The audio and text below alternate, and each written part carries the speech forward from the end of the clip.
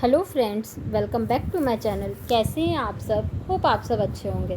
जैसा कि आप सबको पता ही हमारी कंपनी लॉ की सीरीज़ चल रही है, जिसमें आज हम चैप्टर 8 का नेक्स्ट टॉपिक पढ़ने वाले हैं, जो कि है मेरिट्स ऑफ पब्लिक डिपॉजिट। जैसा कि इसके पहले वीडियो में हम लोग पब्लिक डिपॉजिट का मतलब पढ़ चुके हैं।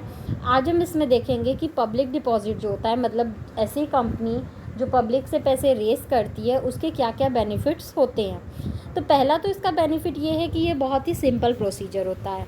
The procedure for obtaining public deposit is much simpler than equity and debenture issue. जैसे कि कंपनी के पास बहुत सारे तरीके होते हैं पैसे रेस करने के लिए। वो इक्विटी शेयर भी इशू कर सकती है, प्रेफरेंस शेयर भी इशू कर सकती है, डिबेंचर्स भी इशू कर सकती है।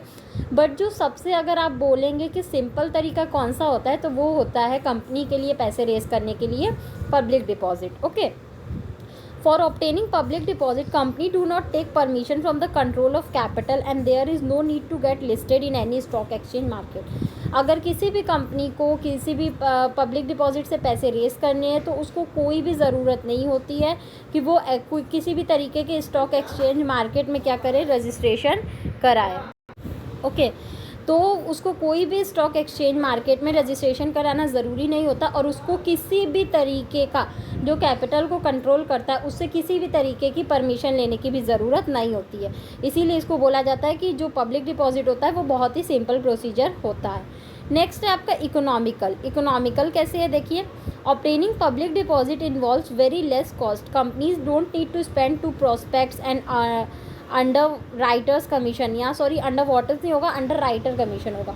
देखिए, ये बहुत ही इकोनॉमिकल होता है। इकोनॉमिकल इन सेंस क्या होता है, कंपनी अगर पब्लिक डिपॉजिट को रेस करती है, ठीक है, मतलब पब्लिक के डिपॉजिट को लेती है, तो उसमें उसका बहुत ही कम कॉस्ट आता है। क्यों? क्योंकि उसको किसी भी तरीके का प्रोस्पेक्टस इशू नहीं करना होता है, कोई भी किसी भी तरीके का उसको बीच के लोगों को कमीशन नहीं देना होता, ठीक है, अंडर राइटिंग कमीशन वगैरह नहीं देना होता। डायरेक्ट वो क्या करती है, एडवर्टाइज़ करती है, फॉर्म निकालती है और पब्लिक उसका फॉर्म भरते हैं और अपने पैसे को उस कंपनी में इन्वेस्ट करते हैं। Okay, there are very few administrative cost involve in obtaining public deposit. बहुत थोड़ा बहुत खर्चा आता है, जैसे कि जो थोड़ा बहुत एडवर्टाइजमेंट में खर्चा आएगा और जो थोड़ा बहुत फॉर्म का खर्चा आएगा, बस वो। The interest paid on public deposit is less than the interest paid on debenture loan. जैसे कि मान लीजिए कंपनी क्या करेगी, डिबेंचर इशू करके अगर लोन लेती है, तो उस पर उसको बहुत ज़्यादा रेट ऑफ इंटरेस्ट देना होता है। लेकिन अगर वो पब्लिक डिपॉजिट से पैसे रेस करती है, तो उसको अब डिबेंचर के कंपैरिजन में कम इंटरेस्ट देना पड़ता है। तो ये भी एक तरीके से क्या हो गया, इकोनॉमिकल हो गया, मतलब वहाँ पे भी उसके पैसे क्या हो रहे हैं, सेव हो रहे हैं। ठीक है, नेक्स्ट है आपका no security. Public deposit are unsecured, so the assets of the company are free to be mortgage in future.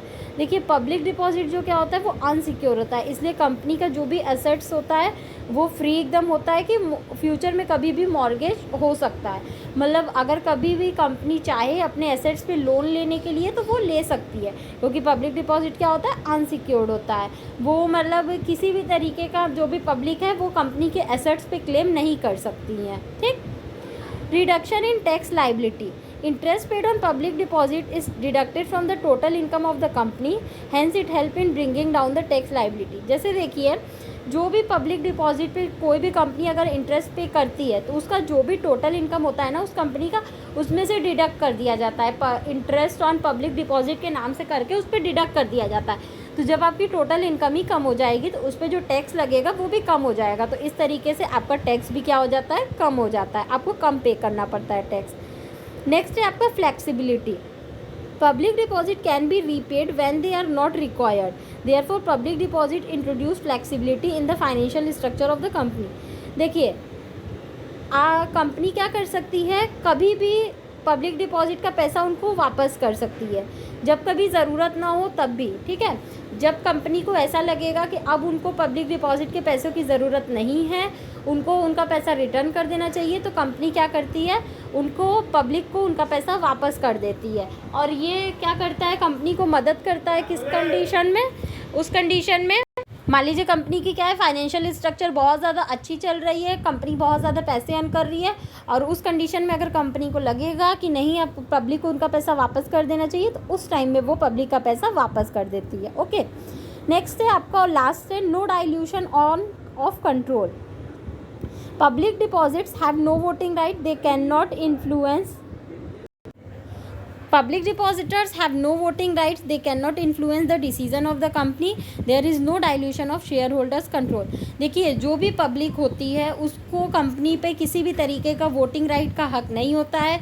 वो कंपनी के किसी भी डिसीज़न को इन्फ्लुएंस नहीं कर सकती है, मतलब ना उसको बदल सकती है, ना उस पर किसी तरीके का अपना राय दे सकती है, ना उसमें किसी भी तरीके का दखल अंदाजी कर सकती है. इसलिए जो भी कंट्रोल होता है वो कंपनी के मैनेजमेंट के पास होता है और पब्लिक डिपॉजिट उसमें किसी भी तरीके का इंटरफेयर नहीं करती है.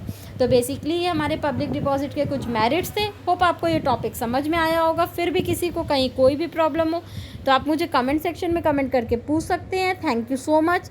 Please like, subscribe and share my channel. किसी को इस सब्जेक्ट या किसी भी सब्जेक्ट के नोट्स परचेज करने हो तो वो मेरा डिस्क्रिप्शन बॉक्स चेक कर सकता है. Thank you.